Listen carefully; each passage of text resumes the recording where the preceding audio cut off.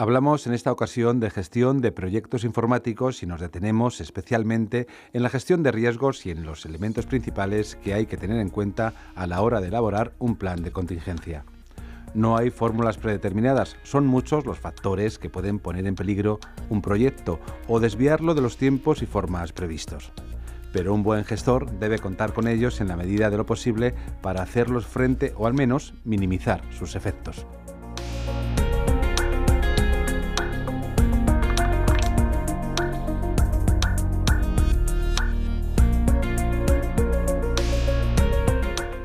De todo ello nos propone tratar hoy José Luis Gallo Llorente, profesor del Departamento de Ingeniería de Software y Sistemas Informáticos de la UNED, que viene acompañado de un invitado con gran experiencia en gestión de proyectos TIC, Tecnologías de la Información y Comunicación.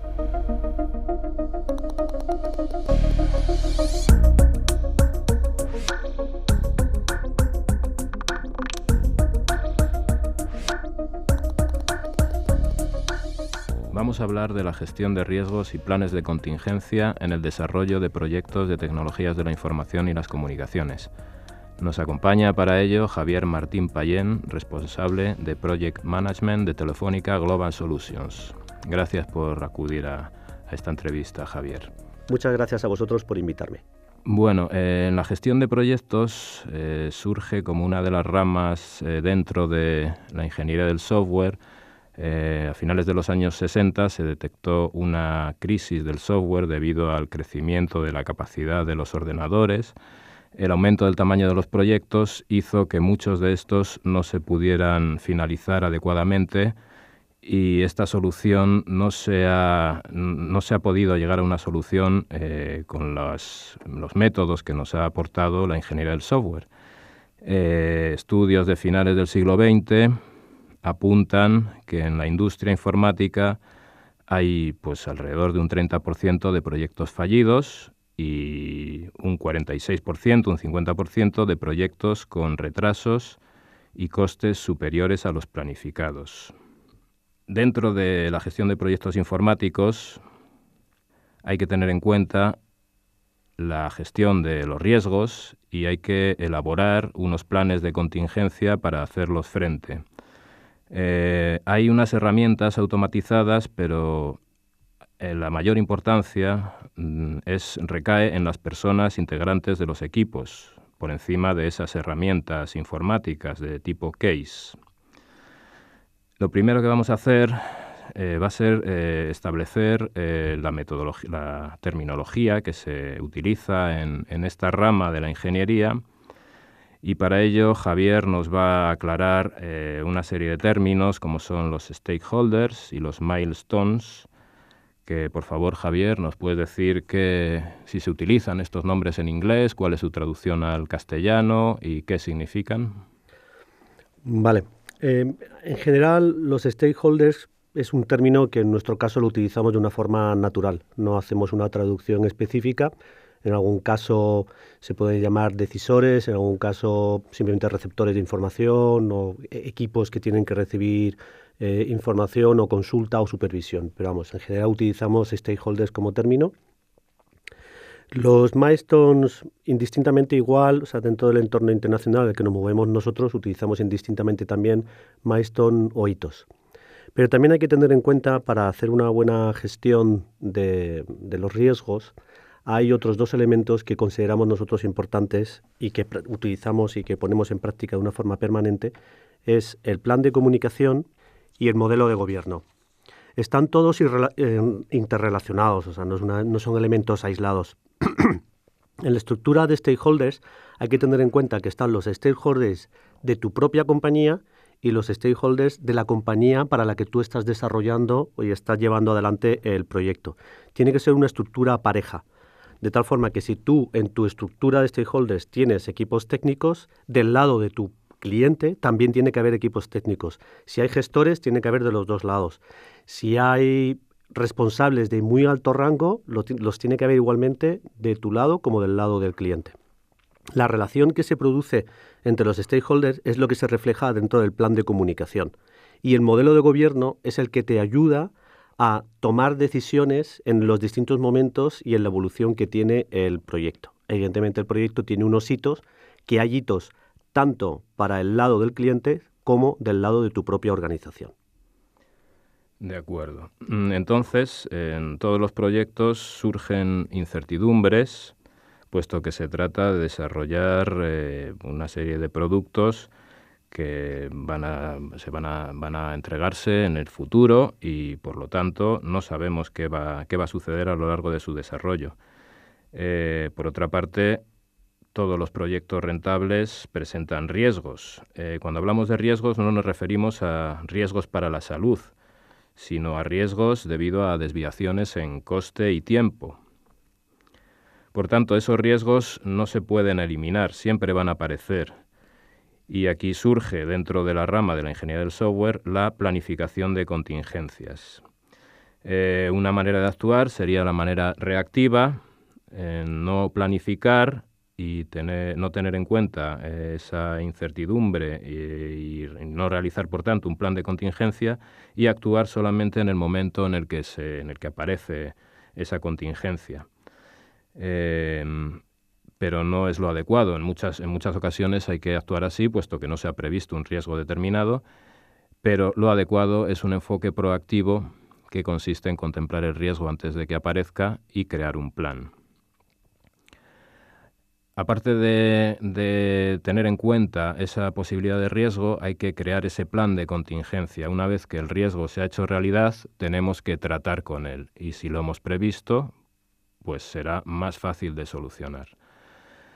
¿Nos puedes decir, Javier, cuáles consideras que son los factores que pueden desencadenar estas desviaciones de las que he hablado en los proyectos informáticos, de las tecnologías de las comunicaciones en general? Sí, evidentemente la variedad es muy amplia en posibles riesgos en grandes proyectos de desarrollo o en grandes proyectos en TIC, en el mundo TIC. Lo que sí es importante tener en cuenta, como comentabas antes, los riesgos lo que harán será una desviación en los costes y en los tiempos, y a su vez una desviación en el tiempo hará que tengas un incremento de costes o una reducción de ingresos. Al final, el modelo económico de tu proyecto se puede desviar tanto que se puede convertir en un problema económico. Entonces, dentro de los distintos riesgos, lo que hay que tener en cuenta es cómo nos va llegando, nosotros como equipo responsable de la ejecución del proyecto, cómo nos va llegando la información para poder desarrollar lo que quiere el cliente. Entonces, estamos en una primera capa que serían las expectativas del cliente, la definición, llamar de alguna forma definición externa, tal como la vemos nosotros como responsables de la ejecución del proyecto. El cliente que tiene un diálogo, tiene unas reuniones con unas checklists de comprobación, etcétera, de tal forma que el equipo de preventa es capaz de entender cuáles son las necesidades y expectativas del cliente, que eso lo convierte en una definición interna, que es la definición que va a recibir los equipos de desarrollo.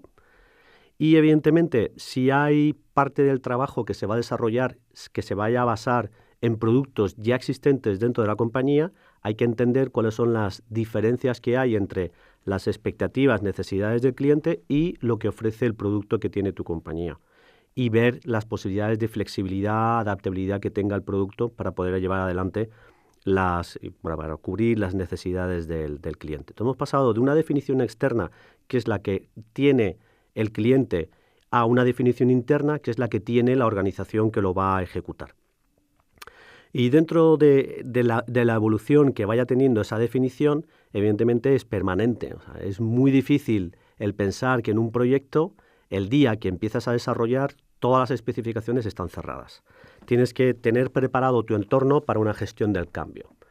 Ese cambio puede provenir de la decisión tecnológica que se haya tomado al principio del proyecto, porque la tecnología puede evolucionar, o en algún momento determinado se puede detectar que la tecnología seleccionada no es la correcta para poder cubrir las necesidades del cliente. Evidentemente, también otros cambios pueden provenir del propio negocio del cliente, que sus necesidades han cambiado, ya no necesita la solución que se estaba desarrollando. También podría venir de nosotros mismos como organización, desde el punto de vista de negocio, por las razones que sea, puede ser económicas, temporales, de estrategia de compañía, a lo mejor ese tipo de servicio pues no termina de interesar. Entonces, pues hay que gestionar también ese cambio. Y por último, habría que también tener en cuenta el contexto. En nuestro caso particular, en la compañía trabajamos con proyectos internacionales y la variedad es enorme. Si pensáis en el país en el que estéis ubicados, las condiciones profesionales, tecnológicas y de entorno normativo que puede haber, pues en otro país pueden ser radicalmente diferentes. Entonces, bueno, pues el contexto puede cambiar en el entorno internacional de una forma significativa.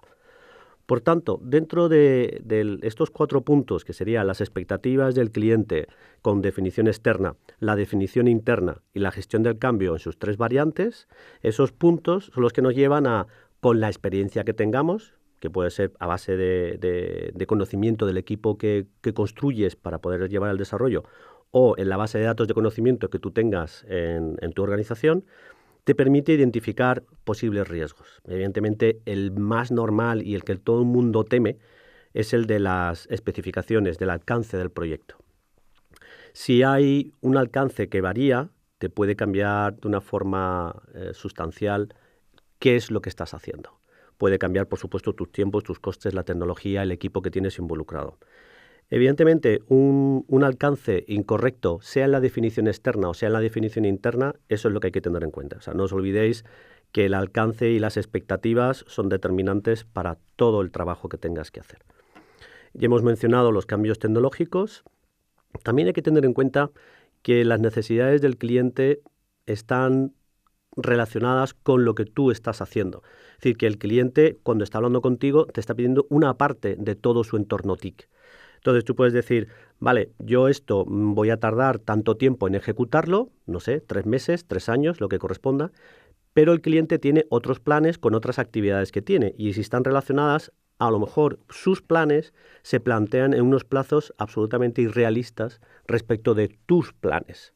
A lo mejor necesita algo para dentro de 3 meses y por mucho que tú le expliques que tu desarrollo va a tardar 1 año, él va a seguir exigiéndote 3 meses. Los plazos no realistas son ciertamente uno de los puntos más difíciles de tratar. Hay que tener en cuenta que la compañía que tienes enfrente tiene una cierta organización y tiene una cierta cultura. Luego es otro de los riesgos a tener en cuenta. La gestión del cambio, pero del cambio cultural y del cambio operativo que puede representar la tarea que tú estás desarrollando. En este caso, cuando hablo tarea, ejecución, puede ser cualquier tipo de proyecto TIC. Y no hay que olvidarse nunca del contexto. Hay gente que cree que si está en un entorno de telecomunicaciones, los aspectos de hardware y software no le afectan, o gente que está en el mundo hardware que cree que el software y el hardware, las telecomunicaciones no le afectan. Pero pensar en un gran proyecto en el que tienes, en un desarrollo de software, tienes unos servidores que tienes que comprar y resulta que el fabricante tiene un problema con alguno de los componentes de esos servidores. Te puedes encontrar que un problema hardware te está afectando a tu entorno software. Y como decía antes, si la solución que tú estás aportando a tu cliente solo es una parte de la solución completa que necesita el cliente, si no tienes los sistemas de comunicaciones, por mucho que hayas desarrollado en tiempo, en calidad, en costes tu parte, si otro elemento de la solución del cliente global no está, pues tampoco podrías entregar correctamente tu parte. Por eso no hay que olvidar que el contexto es muy importante para entender y poder trabajar con los planes de contingencia y el plan de comunicación para poder aliviar ese tipo de problemas y de dependencias. Nosotros en nuestro caso, como os comentaba antes, de entorno internacional, por ejemplo, el año pasado hemos hecho trabajos en más de 100 países. Evidentemente, en ciertos entornos, sean culturales o tecnológicos, puedes asumir una serie de comportamientos, una serie de parámetros de trabajo que pueden ser perfectamente correctos. Pero evidentemente hay otros países donde las decisiones no se toman ni por parte del cliente ni por parte de la organización del cliente, sino pueden ser decisiones gubernamentales. Por ejemplo, hay países que cuando hay reuniones del gobierno del país, las entregas de los distintos servicios de TIC están paralizadas. O sea, no puedes modificar ningún elemento, por ejemplo, de la infraestructura de telecomunicaciones de ese país. Que modificar un elemento simplemente puede ser activar un circuito, o sea, no tiene por qué ser una cosa muy compleja. Lo congelan todo. Evidentemente nos hemos encontrado pues con el terremoto de Haití, nos hemos encontrado con momentos de toques de queda y estado de sitio en distintos países en zonas calientes y todo eso te condiciona. ¿Por qué menciono esto? Contingencias, problemas, puedes encontrarte de todo tipo. Lo que no puedes hacer es hacer planes de contingencia para poder compensar esas desviaciones de todas las situaciones que te puedas imaginar. Evidentemente tiene que ser una solución de equilibrio entre el número de contingencias que contemplas, los planes de acción que defines y que puedes ejecutar. Eso es muy importante. Uno de los puntos que habíamos comentado antes era la parte de la experiencia de tu equipo o la base de datos de conocimiento. Bueno, pues la experiencia de tu equipo más la base de datos de conocimiento que utilizamos con una forma natural, lessons learned, de distintos proyectos, te ayudan a identificar, no solo a identificar las posibles desviaciones, sino también los posibles planes de acción. Entonces es muy importante entender las expectativas del cliente, el definir correctamente las especificaciones de tu proyecto internamente, tener una buena gestión del cambio y que los equipos tengan la experiencia y el conocimiento para identificar los riesgos y los planes de contingencia oportunos. Por tanto, no existen fórmulas ni es una ciencia exacta la planificación y la gestión de los riesgos. Un buen gestor de proyectos, un buen manager, ¿qué debe de hacer? ¿Puedes concretarnos más esto que nos has comentado, esta terminología de lecciones aprendidas que utilizas con el término en inglés que por lo visto utilizáis en tu organización de manera natural? ¿En qué consiste? ¿Y qué otros aspectos de la experiencia de un manager se pueden aplicar y de qué manera se deben aplicar para conseguir una eficaz gestión de contingencias? He comentado ya en un par de ocasiones la importancia de la historia que tiene tu organización en el tipo de proyectos que abordas. En nuestro caso, tenemos una base de datos que contempla, que almacena, como bien dices, lessons learned. Es lo que utilizamos, es lo que manejamos en reuniones de todo tipo, sea con los equipos de desarrollo de los servicios, con los equipos legales, con los equipos más tecnológicos que tenemos dentro de la compañía, el poder trasladar nuestra experiencia como jefe de proyecto, que tenemos la visión de todas las áreas que participan en la compañía, pues podemos reproducir y repetir ante las distintas organizaciones las lecciones aprendidas, lessons learned. Eso es muy importante, o sea, un buen conocimiento de qué te ha ocurrido hasta ahora y cómo has podido reaccionar o cómo has podido solventar las desviaciones es muy importante. Evidentemente, hay una componente de flujo de información. Si entre los equipos no hay buena relación, eso también es muy importante, a lo mejor esa información no fluye correctamente. Hay condicionantes humanos que van mucho más allá, evidentemente, como bien has comentado antes, que mucho más allá de software o soluciones tecnológicas. En las relaciones humanas, el conocimiento que fluye entre la gente es muy importante. Un buen equipo que no tiene buena relación no es deseable, es mucho más deseable a lo mejor un equipo con menos experiencia, pero con mucho más deseos y con ganas de compartir la información. Y que sean capaces de aprender a lo largo de la ejecución de ese proyecto, aunque no tengan a lo mejor la experiencia tan grande como la de otros desarrolladores. Eso es. Yo, por ejemplo, en los equipos que he formado en distinto momento, una de las piezas claves que intento identificar cuando estoy entrevistando a las personas que se incorporarían al equipo es saber su disposición a compartir información, su disposición a aprender y su disposición a aportar ideas nuevas. Oye, ¿qué te parece si hacemos esto? Vamos a mirar, o sea, no quedarse circunscrito en lo normal dentro de la compañía, sino que hayan tenido una experiencia previa de aportar ideas nuevas y que aporten innovación. Eso es muy importante. Y, por supuesto, dentro de la ejecución del proyecto, el hacer un seguimiento detallado y adecuado de qué es lo que está ocurriendo en el proyecto. Porque, entre comillas, podría decir, es muy fácil preparar una documentación muy densa de planes de contingencia, pero si luego no estás haciendo un seguimiento detallado y adecuado de la evolución de tu proyecto, no vas a poder aplicar nada porque no vas a poder identificar nada. Un seguimiento detallado, anotando todos los incidentes, anotando qué solución se ha aportado, fechas, cambios realizados, etcétera, de una manera controlada para que el proyecto no se lleve a buen término.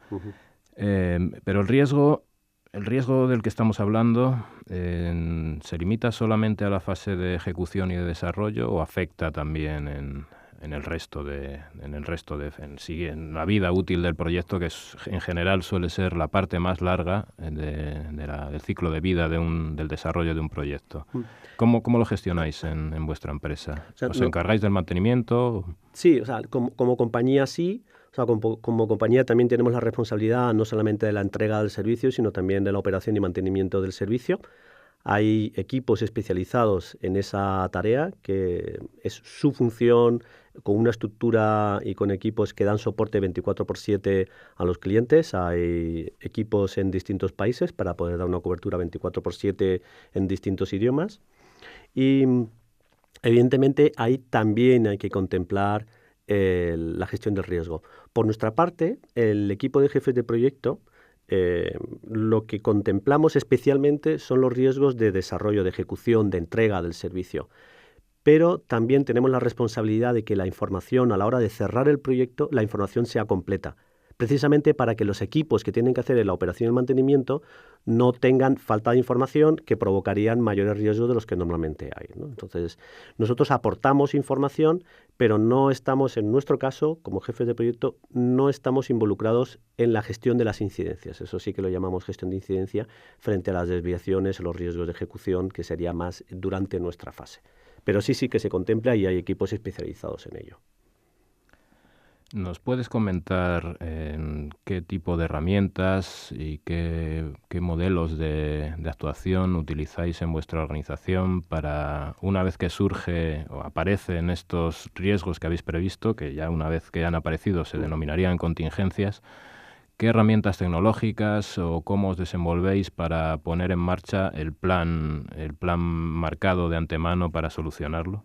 Sí, en nuestro caso hay una plataforma común en el sentido que todas las áreas tienen acceso, aportan información y extraen información de esa plataforma común en todas las fases. Desde la fase de preventa, cuando se está empezando a preparar la especificación y la cotización del servicio para el cliente, hasta la operación y cierre del servicio. Cierre en el sentido de desconexión, de finalización, de ya no hacemos más con este cliente.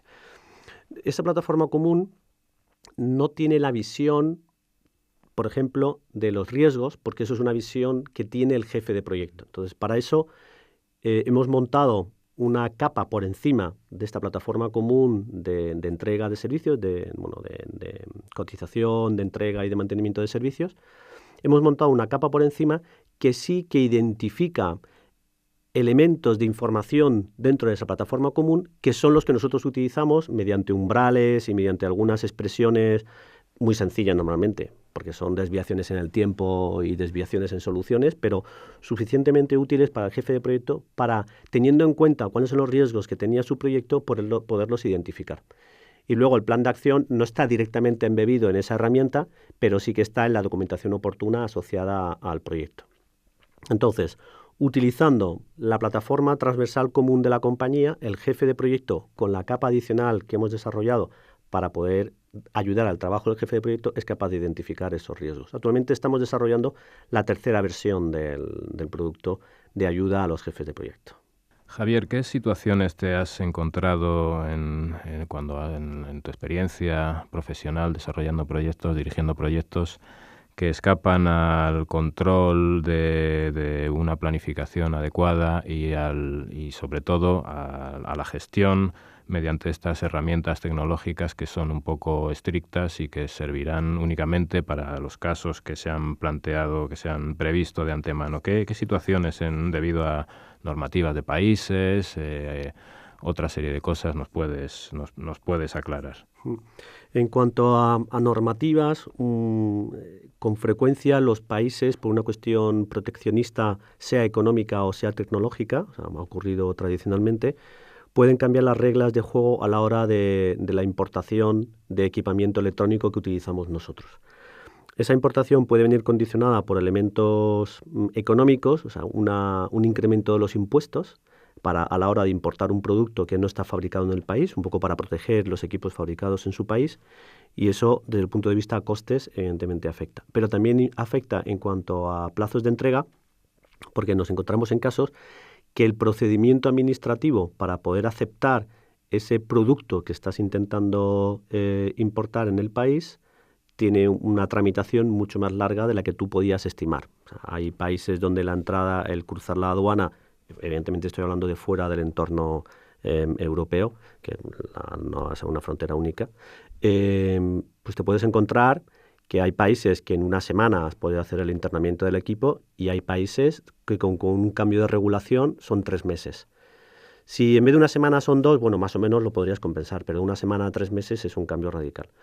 Evidentemente también los fenómenos naturales, como comentaba antes, son muy importantes, nos afectan significativamente, ya que nuestra estructura y nuestra infraestructura y nuestras necesidades son físicas.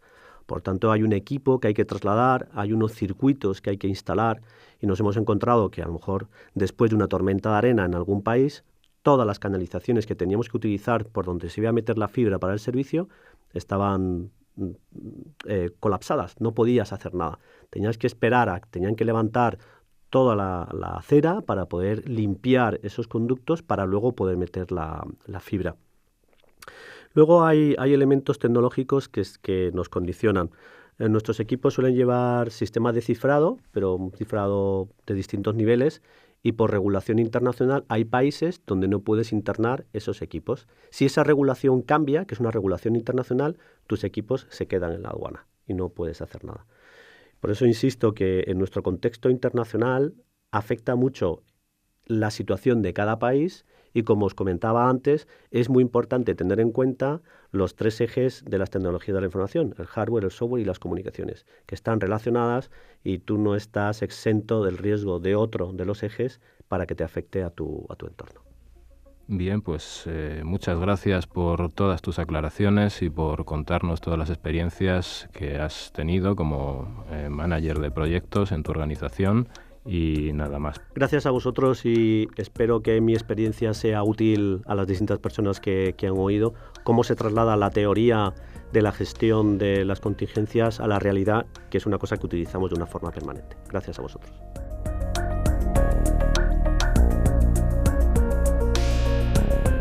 Con Javier Martín Pallen, responsable de Project Management de Telefónica Global Solution, y José Luis Gallo Llorente, profesor del Departamento de Software y Sistemas Informáticos de la UNED, despedimos este tiempo de radio que cada miércoles dedicamos al mundo de la informática y las nuevas tecnologías.